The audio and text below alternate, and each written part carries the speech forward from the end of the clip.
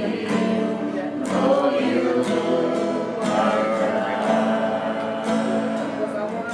you, Lord. And sa pala kumata na pag-isa na natin ang kanta, uray ng pala magsuling kakapsat ng kuna Jai, niapos ka no timang salakop kanya tayo, pag-antayag tayo, uray na ang pagbagyo, laylayos, as na din nangyari ng Japan na kapsat, ni Apo Diyos, ni mga salakop ito ang gantay sa katana na agbay ng sa kapsat, ang patakdirang iti, mangibitan niya ito isasaw iti Apo, uray pa'y kakapsat, last na dito, dahiti ko masama tayo dyan wala na to. Dagiti, pakangagana dahiti nga sasaw iti Apo, dakumati mensahe nga mabati iti puso iti tumunggal na isa, kat ada iti mangyari iti biyag na. Taniman ang ispe, kuray kakabsat, kita tayo dito sa saan na ibingan, ada nga nasarak na magniapi yung iti biyag na. Nakadkadwa tayo, kasi lang napaka-imposible. Pero, so nakadkadwa tayo, nagragsak na tao. Nagpusistorya ka hanggang, ngay, nakakatawalat ka, nakaragsak nga sa istorya. Kaya naman karagsak na mabagsak tayo. Katagdang tayo sa so iti ako, takno man alay, iti, o makompleto, iti biyag tayo. Kanya apilos ni mang kompleto tayo. Sumabing tayo mati sa sawiti ako, nga ipay ka tayo, ni Pastorang Aisa. Hindi ko sa tipatagkadwamin mo ni church, nga isasayang ka di trapawit di ako, magpakasirap ka rin kapsa. And kataibag rabi kayo at kapsa di ako.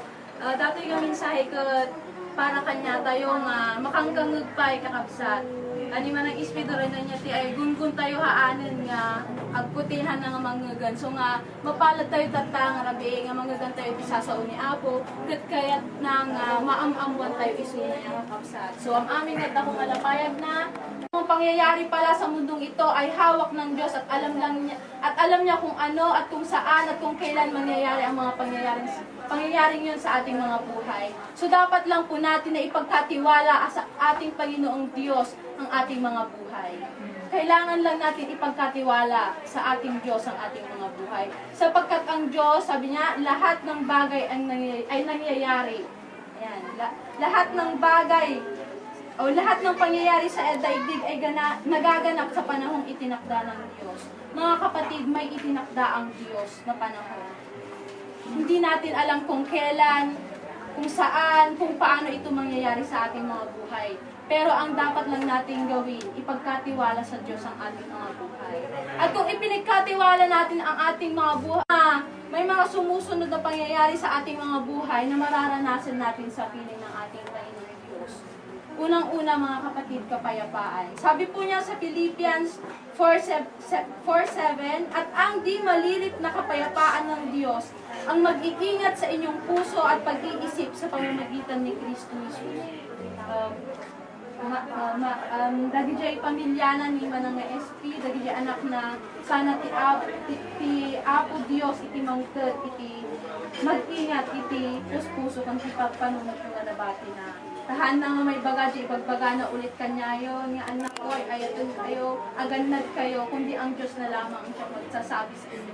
Magsasabi at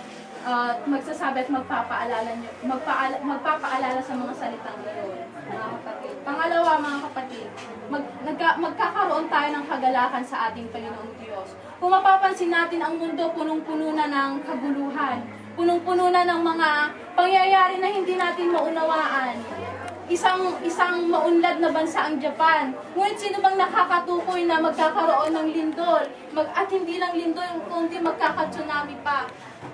At kung makikita natin doon mga kapatid, yung mga sasakyan, parang laruan lamang na inaano. See? Bakit makakatagpo tayo ng joy?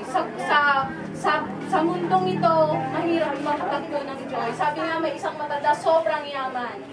Sobrang yaman mga kapatid.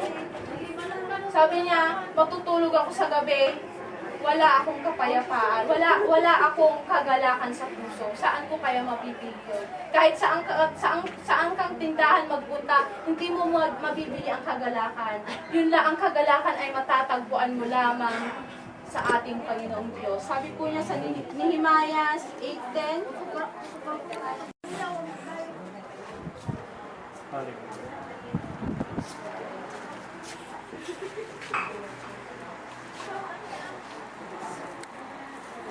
Sabi po niya, Nehemiah chapter 8, verse 10, verse 10b, ang kagalakang dulot niya ay magiging kalakasan ninyo. Amen? Hindi lang kagalakan ang matatagpuan natin sa Diyos, kundi ang kalakasan. Kalakasan.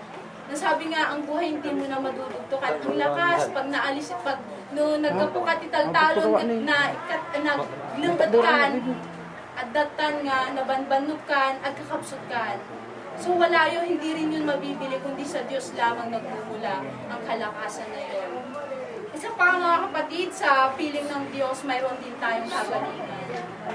Hindi lang kagalingan physical ang kayang ibigay ng Diyos. Kayang-kaya din niyang pagalingin ang mga sugat na hindi nakikita. Sugat na nasa loob ng ating mga puso. Psalms 147 verse 3, God heals the brokenhearted. Sino bang makakapagripaso ng puso mo? Sino muli makakabuo ng puso mo pag sugatan ito? Wala na mga kapatid, kundi ang Diyos lamang. Diyos lamang ang makagagawa noon. Amen? At higit sa lahat mga kapatid, ada itinamnama tayo. Namnama tayo nga someday, mapukaw man ating nga biyag, mapugsat man dato'y nga anges. Kung naada tayo kung ako, ada itinamnama tayo. Namnama nga haan nga agrup sa atin.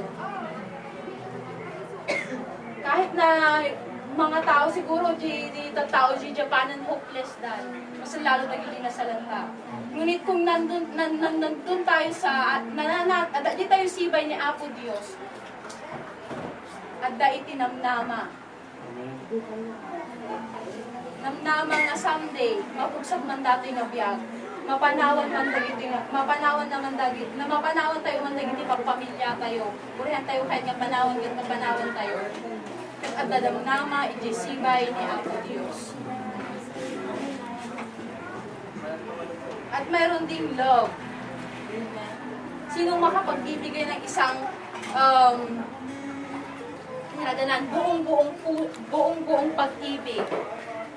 Agapi ko na one-way love, wala nang makapagbibigay.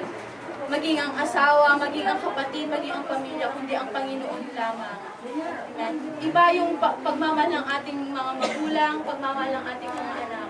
Higit lalo nating asamin na maranasan na yung pag-ibig ng Diyos. Na maging ang kanyang buhay ay kanyang ipinigay para lamang tayo maligtas, para lamang sa atin. Ganun tayo kamahal ng Diyos. Hindi natin maihahambing ang pagmamahal ng Diyos kahit kanino pa man. Amen. Wala na tayong, hindi na tayo makakahanap ng pag-ibig tulad ng pag-ibig ng Diyos sa ating buhay. So sana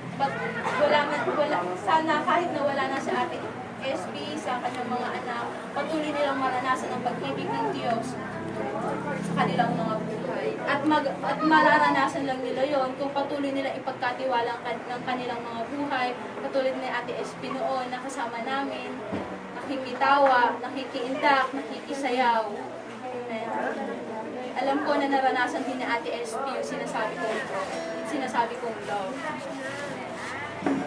At higit sa lahat buhay. John 1 verse 4a, sabi niya, in Him was life. Sa Kanya ay buhay. Kanino ba nagmula ang ating mga buhay? Hindi ba't sa Diyos? Hindi ba't sa Diyos nagmula ang ating mga buhay? So kung sa Kanya pala nagmula ang ating mga buhay, ang kailangan lang natin gawin ay ipagkatiwala sa Kanya ito. At hayaan natin siyang maging Panginoon ng ating mga buhay. Sino bang tatanggi sa buhay kung pwede nga lang dutungan?